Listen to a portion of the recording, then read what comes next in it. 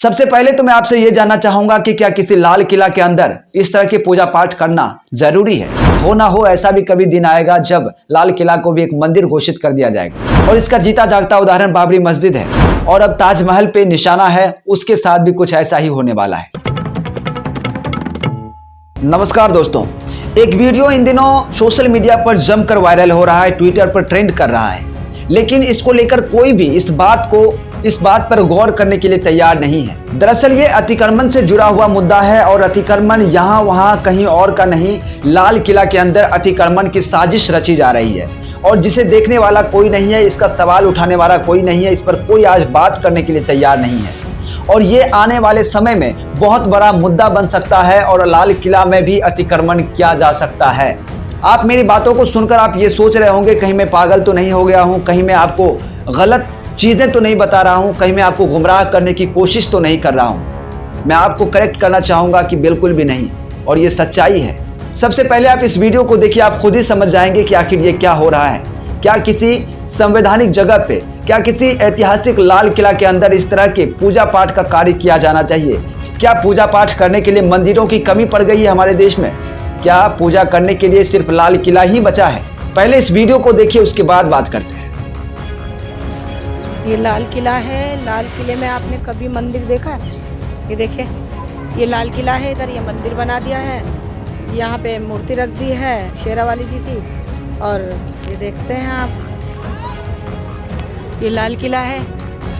क्या हो रहा है? ये कोई ध्यान देने वाला नहीं है इस चीज़ पे। तो आपने वीडियो देख लिया कि आखिर किस तरह से लाल किला के अंदर इस तरह के छोटे छोटे मूर्तियों को रखकर पूजा पाठ किया जा रहा है और ये आने वाले समय में बहुत बड़ा रूप लेगा। धीरे धीरे इस मंदिर का विस्तार होगा, धीरे धीरे वहाँ पे मंदिर बनाया जाएगा, फिर पूजा पाठ किया जाएगा और धीरे धीरे उसे पूजा स्थल घोषित किया जाएगा।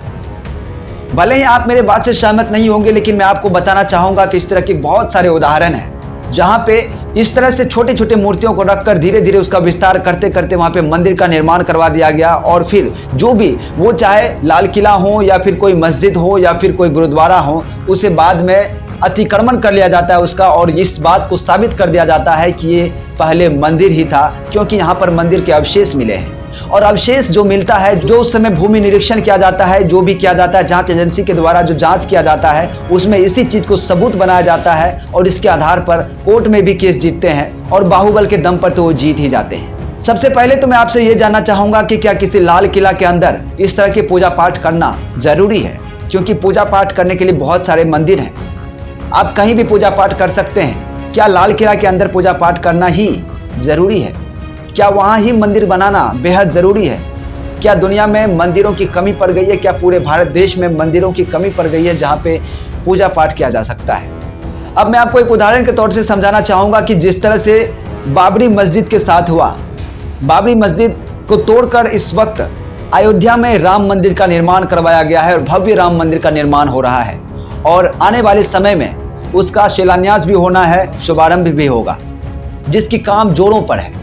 लेकिन आप उसका अगर इतिहास उठाकर देखें तो उससे पहले वहां पर एक बाबरी मस्जिद हुआ करता था जिसे तोड़कर आज राम मंदिर बनाया गया और वो भी बिल्कुल इसी तर्ज पर था। ये बात किसी से छुपी हुई नहीं है। भले ही कुछ लोग कहेंगे कि नहीं वहां पहले ही मंदिर था, लेकिन ऐसी कोई सत्यता नहीं है। एक खबर मैंने बनाया था जिसमें हर चीज़ों को बारीकी से समझाया था, आपको हर चीज़ों को बारीकी से दिखाया था कि आखिर सच्चाई क्या है।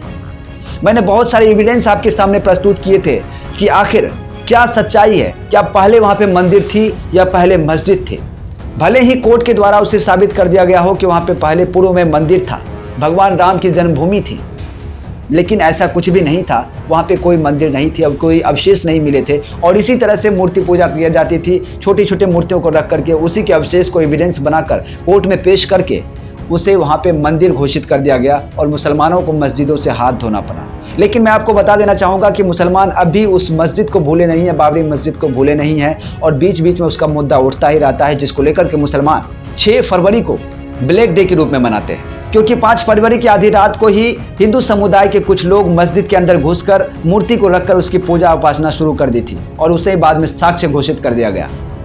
और वही कुछ न कुछ यहाँ पे भी लाल किला के अंदर भी हो रहा है। जिस तरह से मूर्तियों का वहाँ पे ये रखा जाना, उसके पूजा अर्चना किया जाना और धीरे धीरे ये अतिक्रमण का रूप लेना, ये बहुत बड़ा सवाल है जिस पर आज कोई ध्यान देने के लिए तैयार नहीं है और कोई भी इस बात को उठा नहीं रहे हैं। मैं आपको बताना चाहूंगा कि ऐसे कई मजार को तोड़ा गया। उत्तर प्रदेश हो या देश के किसी भी राज्य में कई ऐसे मजारों को तोड़ा गया। किसी सड़क के किनारे आ जाने की वजह से कई ऐसे जमीन को अवैध घोषित करके, जिसमें कोई अवैध की कोई बात नहीं थी, उसे अवैध घोषित करके उस मज़ारों को तोड़ दिया गया, मस्जिदों को तोड़ दिया गया। तो फिर ये मंदिर आखिर लाल किला के अंदर क्यों, और मंदिरों को क्यों नहीं तोड़ा जाता है? ये एक साजिशन हो रहा है और इसके पीछे बहुत बड़ा गेम प्लान है, क्योंकि कुछ लोग अपने मकसद पर कामयाब होना चाहते हैं और उसका मकसद है कि मुसलमानों को तहस नहस कर देना, मुसलमानों के मस्जिद मजार को तोड़कर उसका अस्तित्व को खत्म कर देना। और इसका जीता जागता उदाहरण बाबरी मस्जिद है, और अब ताजमहल पे निशाना है, उसके साथ भी कुछ ऐसा ही होने वाला है। लेकिन उससे पहले हमें इस बात पे गौर करना होगा कि लाल किला के अंदर ये होना अच्छे संकेत नहीं है। आने वाले समय में ये बहुत बड़ा विकराल रूप लेगा और इससे बहुत बड़ा विवाद भी छिड़ सकता है और लाल किला में अतिक्रमण भी हो सकता है। हो ना हो ऐसा भी कभी दिन आएगा जब लाल किला को भी एक मंदिर घोषित कर दिया जाएगा। ये जितनी भी बातें मैंने कही, ये मेरा कहना नहीं है। इस वीडियो को देखकर आप खुद भी समझ जाएंगे, और कुछ लोग ट्विटर पर ट्रेंड कर रहा है और लोगों का ये कहना है, लोगों का ये विचार है। अब सबके अपने अपने विचार हैं। आपका क्या विचार है, आप क्या सोचते हैं इसको लेकर के? अपना राय कमेंट बॉक्स में जरूर लिखिएगा। चैनल पर नए हैं, चैनल को सब्सक्राइब कर लीजिएगा। फेसबुक पर देख रहे हैं, पेज को फॉलो कीजिएगा, वीडियो को लाइक कीजिएगा, तमाम दोस्तों में शेयर जरूर कीजिएगा।